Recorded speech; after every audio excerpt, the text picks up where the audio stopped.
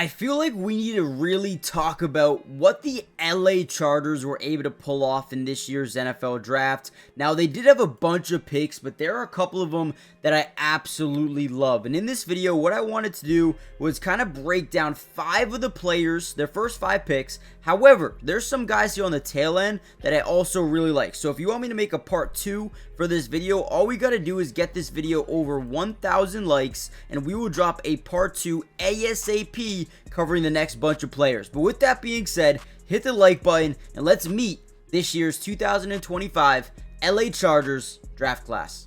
Now let's start it off with Omarion Hampton. Clear cut, one of my favorite running backs in this class behind Ashton Jeanty, and the reason being is because the true 3-down potential for this football team. Now right here, we're going to realize that we are going to be in a scat protection. We're sliding this tackle out wide off that 7 technique defensive edge, right? But they're going to blitz up that B gap. Now look at his pass protection ability. Picks up in pass pro and does a great job maintaining block. I mean, you would think this dude's an offensive lineman, but all right, obviously I'm joking. This is a guy though I absolutely love. Can not only run, but can catch the football, and most importantly, can protect his quarterback in the pocket as well. Here's another one, and I love showing these clips because this is how you can tell if someone's a 3-down potential back or not. His effort level, but also his production when blocking. I mean, this dude is an absolute unit, and again, I'm all in on him being a potential starting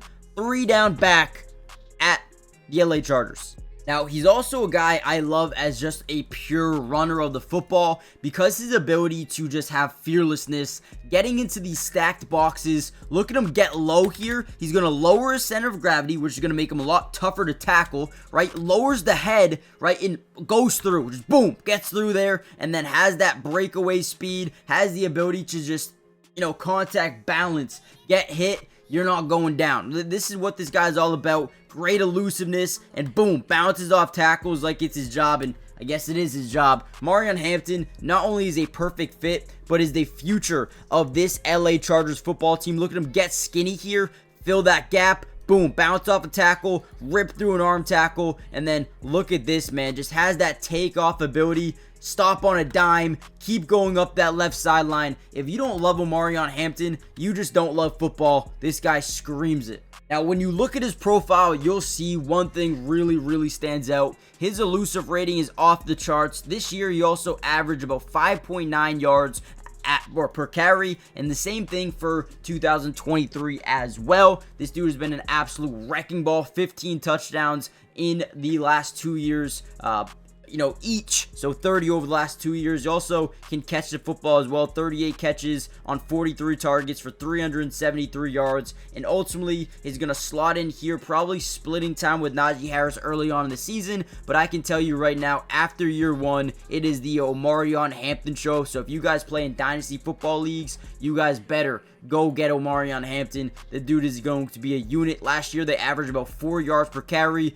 27th in the NFL, one of the worst. So you can see if he can even average 4.6 yards per carry, he'll be on the upper echelon of the NFL, and that would really translate a huge uptick into this offensive efficiency. And then there's Tre Harris, which you guys may not believe me here, but he's going to make Omarion Hampton's job so much easier, or vice versa, right? Omarion Hampton is going to make Tre Harris's life so much easier. A 2nd-round pick here. Now, the one thing you know about Tre Harris is if you have one high safety looks and if you bite this guy down, this turns into what we call a yes-no read. And for a guy like Justin Herbert, who's one of the best in the game at yes-no reads, he's able to get off the line so quickly and just throw these 50-50 balls, right? 6'3", big target. You see this safety rotate over. Now this is a yes-no read. The quarterback at this point says, I am throwing this football no matter what. Look at his release. Boom. Gets to the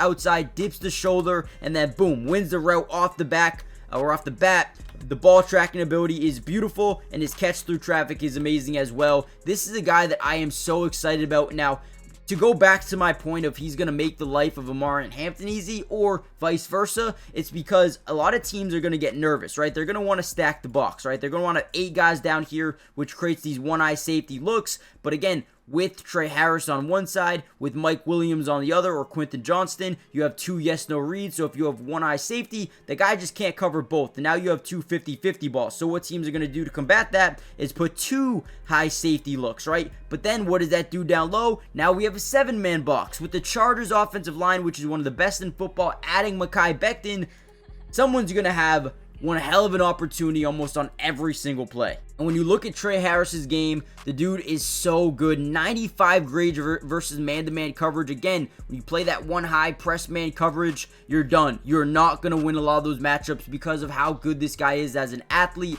Also at a 61.5 contested catch rate percentage last season. The dude is dynamic. He's a massive weapon, and he's someone that's going to be a huge threat. Over 1,000 yards last season, 7 touchdowns, 8 the year prior, and then 10 during 2022. This guy has been hyper productive throughout the entirety of his career, and again, he slots in as a day one starting wide receiver on the opposite of Ladd McConkey.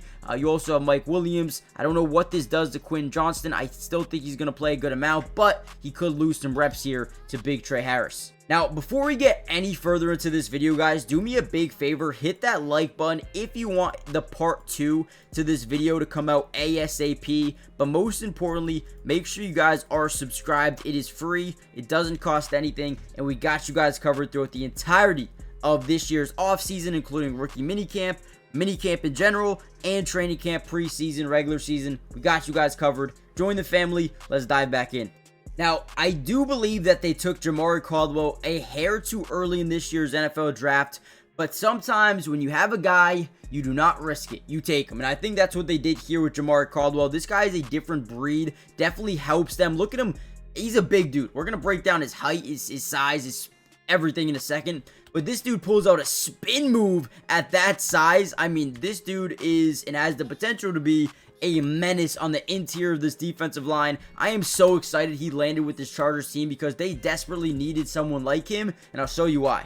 Now, the first thing you're going to notice about Jamaree Caldwell is he's actually really good at doing both in terms of having a good pass rush win rate percentage, but also being able to stop the run as well. And when you look at this Chargers defense from last year, they ranked 26th, almost dead last in the NFL in yards allowed per carry. They needed to be better in this specific market, and I feel like Jamaree Caldwell not only adds that, but he also gives you a sense of more pass rush. Since they are losing a guy like Joey Bosa off the edge, it looks like Jamaree Caldwell will kind of replace more of that type of energy, but he's more of an interior guy. I'm not saying he's a Joey Bosa because he couldn't be further from Joey Bosa. I mean, when you look at him, he's 6'1", 340 pounds. This guy is a complete nose tackle, so it looks like, yeah, so he'll fit in right at that nose tackle range where he'll be able to give you some pressure up the middle. Now, when you look at this Chargers team, they did add Deshaun Hand from Miami, but when you talk about missing Joey Bosa, a guy like Kennard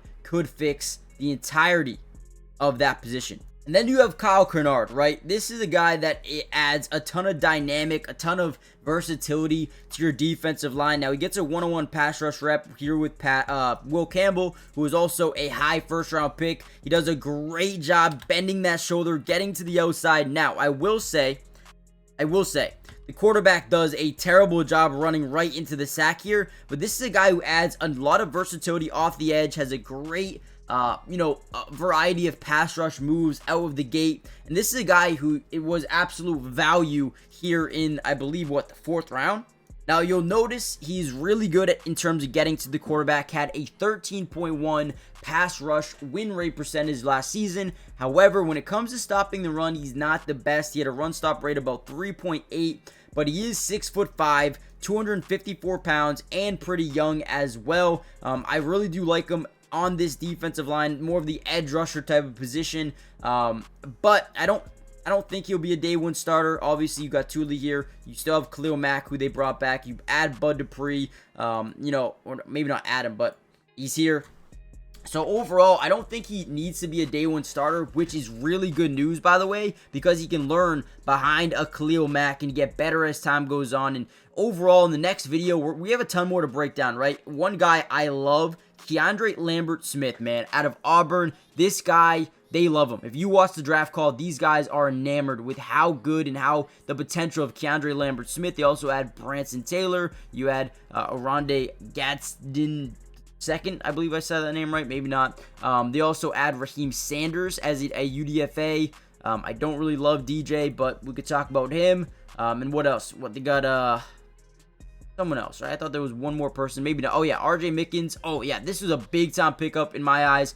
RJ Mickens stealing the 6th, and then Bridges as well. So we're going to break down those guys in part 2, or, yeah, part 2. So hit the like button. Let me know what you guys think, and I'll see you in the next one. Peace.